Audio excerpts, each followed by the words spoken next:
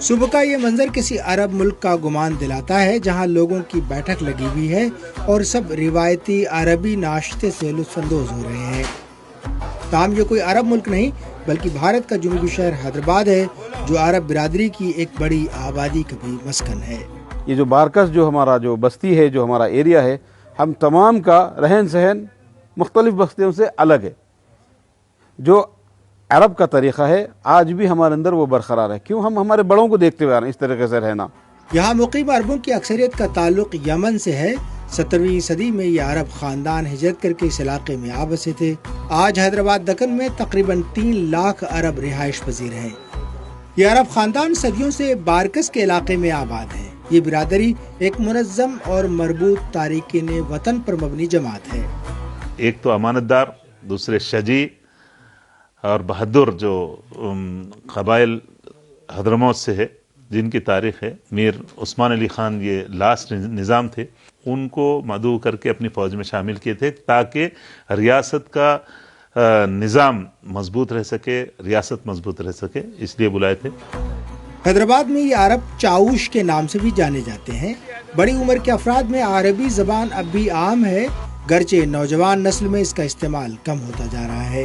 اس کے باوجود یہ برادری اپنی زبان، لباس، رسومات اور ثقافتی شناخت کو حیرت انگیز حد تک محفوظ رکھے ہوئے ہے۔ آج وہ کلچر ڈھلتے ڈھلتے کم ہو رہا ہے، لیکن پھر بھی ہمارے پاس باقی ہے، ابھی بھی وہ باتیں باقی ہے۔ لباس سے لے کے، کھانے سے لے کے، رہن سہن سے لے کے، یہ چیزیں ابھی باقی ہے، ختم نہیں ہوئی۔ اپنے وطن سے کئی صدیوں سے دور ہونے کے باوجود یہ لوگ اپنی روایات سے جڑے رہے۔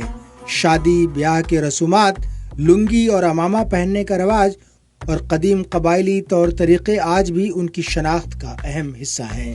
یہ جو ہمارا پہنا ہوا ہے اس زمانے سے آج تک ہم یہی پہنا ہوا ہے ہمارا۔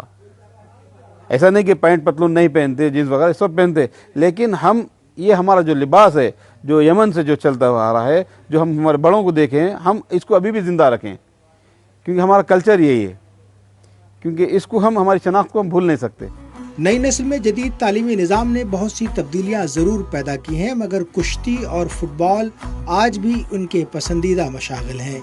اسی برادری کے ذریعے کئی روایتی عربی پکوان بھی حیدرآباد پہنچے، جن میں مندی خاص طور پر مقبول ہے، جو اب حیدرآبادی بریانی کی طرح ہی شہر کی شناخت بن چکی ہے۔ صبح عربی حریص کھائی جاتی ہے یہاں پر، اس کے بعد میں مرگ روٹی ہمارے پاس بہت پسندیدہ وہ ہے، مرگ اور روٹی، اور مچھی جو ہے نا، بھنی ہوئی تلی ہوئی مچھی، عرب لوگ بہت پسند کرتے ہیں فش، مچھی کو، وہ، اور مندی جیسا ابھی آج عام ہو چکا ہے ہندوستان میں بھی، جیسا یمن میں ہر شخص یہ چاہتا ہے کہ ہم مندی کھائیں۔ وقت کے ساتھ یہ برادری حیدرآباد کے معاشرے میں مکمل طور پر گھل مل چکی ہے، لیکن خلیجی ممالک میں رہنے والے رشتہ داروں سے ان کے تعلقات آج بھی مضبوط ہیں۔